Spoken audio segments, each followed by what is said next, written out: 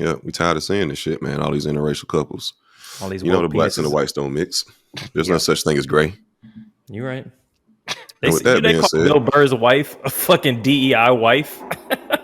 My God.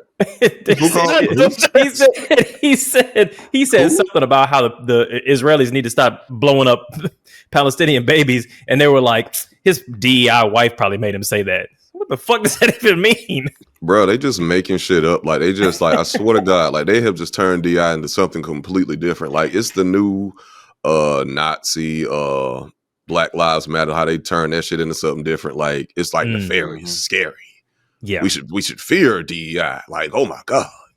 And you know that it's in reference to just minorities and women, but white women don't realize that they are also included in DEI. And soldiers, and soldiers and veterans don't realize that they're included in DEI.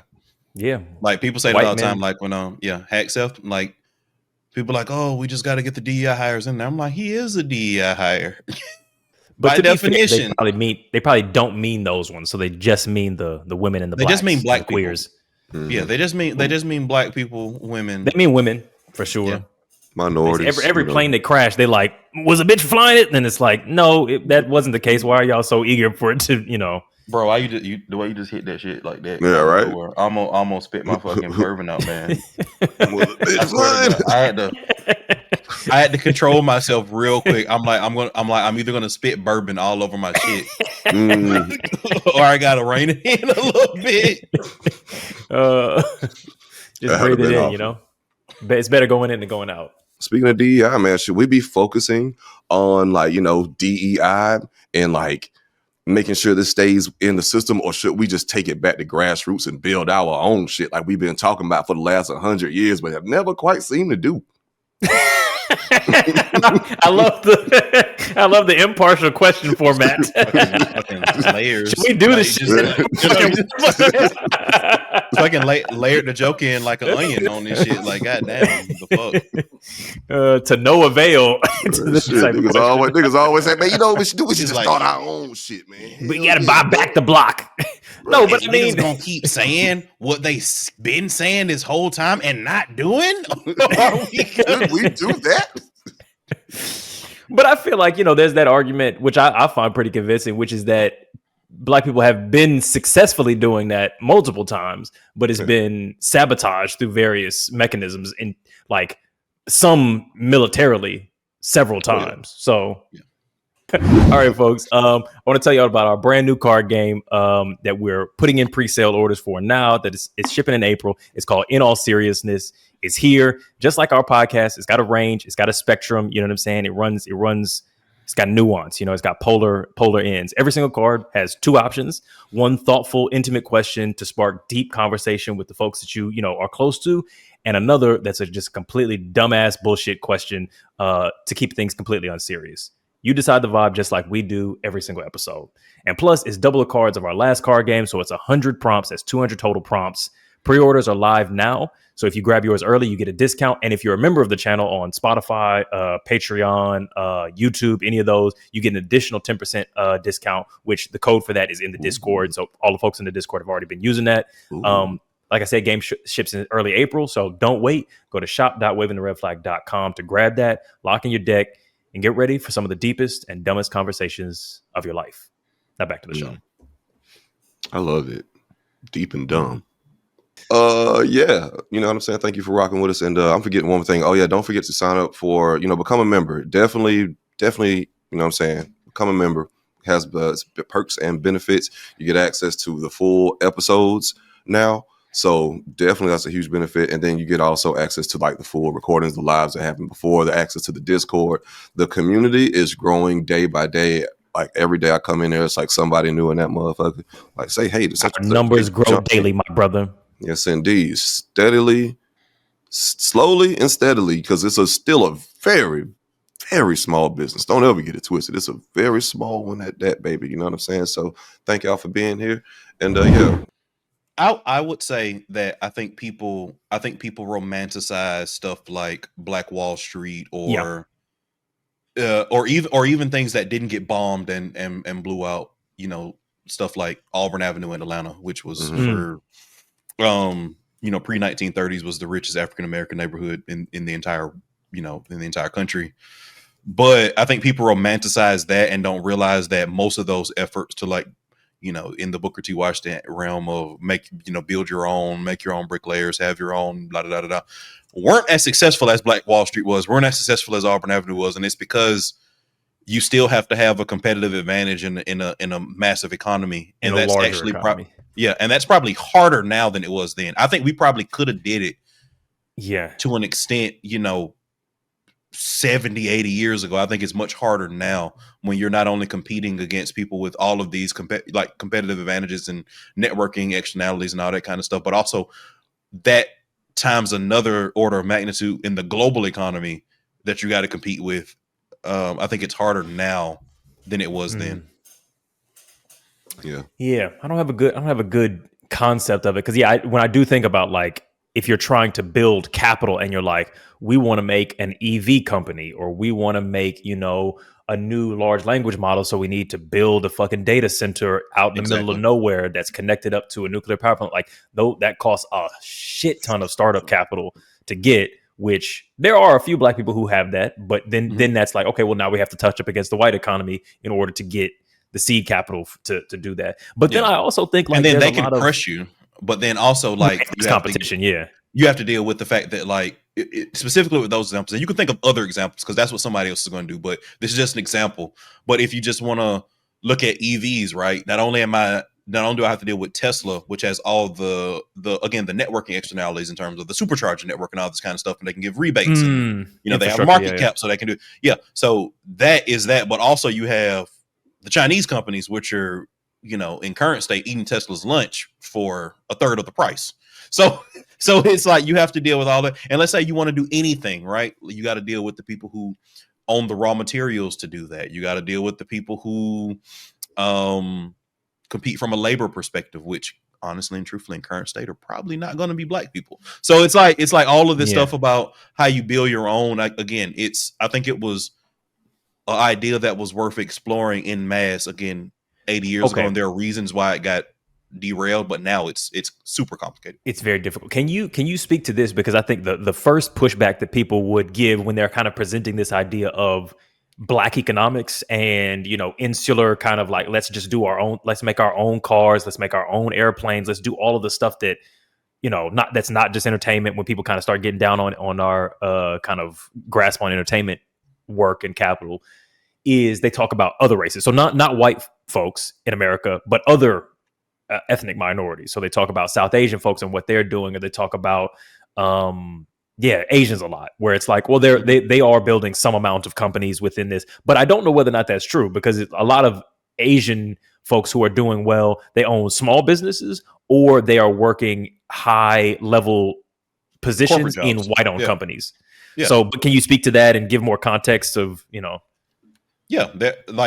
context is exactly what you said. It's small businesses and them working within the framework of a corporate structure, which again is easier for them. So I'm not going to discount the fact that Asian immigrants and Asian Americans deal with their fair share of racism as well. But again, it's not the same. It's a different thing.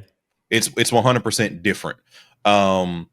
So when you're trying to work within those structures, there are barriers that Black people have to deal with that other groups don't have to deal with. And when you look specifically at the quote unquote model minority kind of situations, it's because they have closer proximity to whiteness, and therefore they skip some of the barriers that Black people don't within those structures. But yes, to your point, they are building wealth within the structure of whiteness. They're not, let me like make my own cities and all this kind of shit. It's like, I'm a software engineer, and I make $500,000 working a year. wage jobs for somebody else who's an owner, rather than being the owners of companies. But I'm also thinking, like, well, one, there are VCs that are, or not VCs, fucking, what do you call them? Like founders, entrepreneurs who are non-white.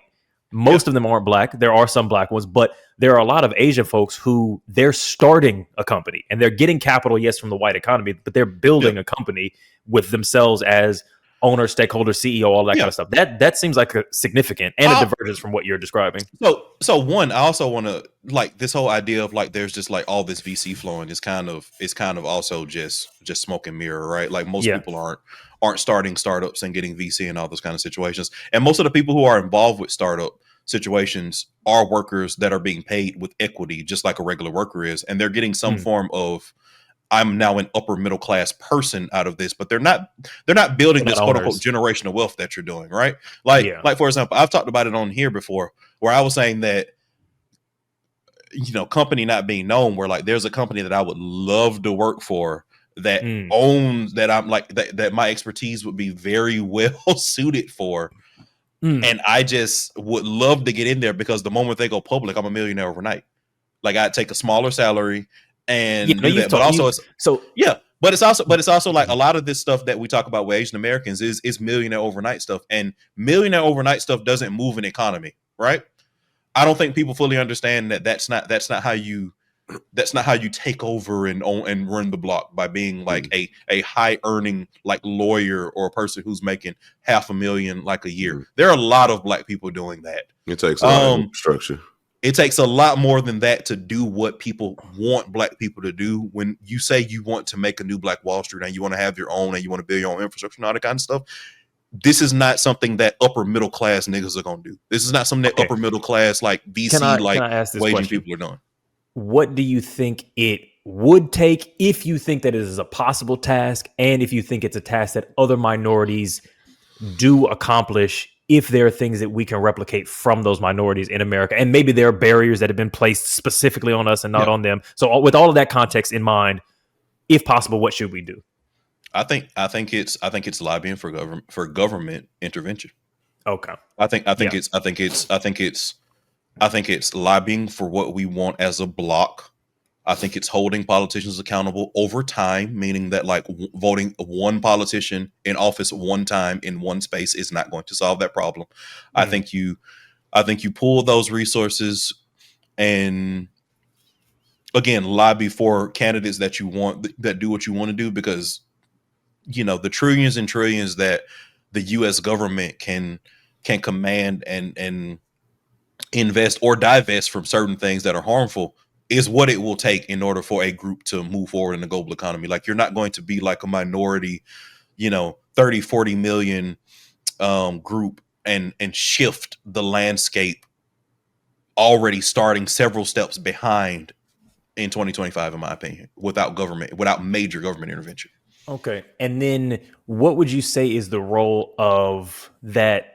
Because I asked a question earlier about there are lots of other minority groups that are doing microeconomic level stuff that I would say is relatively significant. Sure, they're not running the Googles, but they've got 5 or 6 franchise McDonald's in the family, that kind of shit, nail shops, whatever, small business stuff. But small to medium, small to medium enterprises get quite large before it's not medium anymore. So what would you say the role of that is? Or is it just we're already pretty much doing that and there's kind of a myth that we're not, or something else? I think Black people are doing that in mass, right? I think what happens when you look at comparable levels, I guess would be the question. I think it's fairly comparable. Yeah. I think what happens with Black people that you don't see is that the bottom takes down the averages and the median and the medians for Black people, right? So there are a lot of Black people that exist in that kind of interstitial space between I'm building generational wealth and I'm like poor as fuck. But the people who are poor as fuck are really fucking poor for Black people. They're poor as fuck, yeah. So it brings down averages, it brings down what we're doing. And there are a lot of places where but where you do see relatively there are a lot of places where you do see really high like median incomes, where you see really high education, where you see really high home ownership, where you see really high small business ownership, where you see really high relative to the landscape of other Black people, even investment from a business perspective. Like we are from one of those places. Like you see it consistently in Atlanta, you see it consistently in Charlotte. I always thought of it as a bit of a rarity. So you see it consistently in DC. And I'm not saying it's the most common thing ever, but it's one of these things where people think that like it doesn't exist at all, and like it 100% exists. But when you look at aggregate data, what happens is that percentage like gets dropped by the fact that the bottom for Black people is so much lower than the bottom for a lot of these other groups. I'll look this up later, and you know, for the next time we revisit this, because I would be like, there's a lot of valuable information lost in the like, oh, but it's not zero. It's like, cool, sure, of course it's not zero, but are we running and owning businesses like at a per capita rate that's comparable to certain groups having the nail shops, the gas stations, the whatever, those businesses where they're what do you call it, PMCs or whatever, they're kind of like, Yeah. well, they're Also, not PMCs, but also like, just want to say that most of the time, like those businesses aren't cash cows. Like I think that's something. I think it's admirable. I think that makes the world go round, and you know, every once in a while, like somebody hits on that and they become, you know, GE or what the fuck ever. But like most of those businesses fail. Most of those do that. But again, I think Black people are doing that at a pretty good clip. But if you look at the output metrics that people measure for Black people, they're going to be skewed by the fact that again, the bottom for Black people is much lower than a lot of these quote unquote. No, I mean, yeah. No, you said that one, but I'm wondering, like, are you saying that you're confident that per capita we own a comparable number of small businesses relative to other minority groups, or are you saying you're unsure? Which that's also fine. I'm saying that I don't think that a per capita basis in the context of America, if I'm comparing, say, Black people to Asians, is necessarily the right metric to look at, because like they're such a small percentage, like 2% versus 15% is kind of like, you know, like I like, and then also when you look at it from that perspective, right? There's a reason why the modern minority myth like persists, but it's because like a lot of people when they come over here from Asian countries, from even, you know, say like some West African countries, like, you know, like Nigeria, or if they come here from say like Cuba, right? They come here because they are resourced. So they come here and they are resourced. They're already rich when they get here. Yeah, exactly. So like, I don't necessarily think that a per capita like basis is of that. What I'm saying is that this exists greater than what it is. And I'm not saying that I'm not saying that you're asking an unfair question. I'm saying that it's a fair question. I'm just saying that I don't think it's the question that gets to the root of what people are really trying to like suss out when they ask these questions about like, because it's on a per capita basis. It's me asking the question. I'm not representing somebody else asking the question. And the question that I'm trying to ask, I think the per capita is getting at that, because I understand all of that. There's a difference between saying, are we the same as other groups? Do we have the same resources as other groups? That's largely not my question. My question is more, are we at the same on metrics that matter? Okay. And are there any of the things that they are doing that we could be doing, regardless of whether or not it's a fair, you know, race course?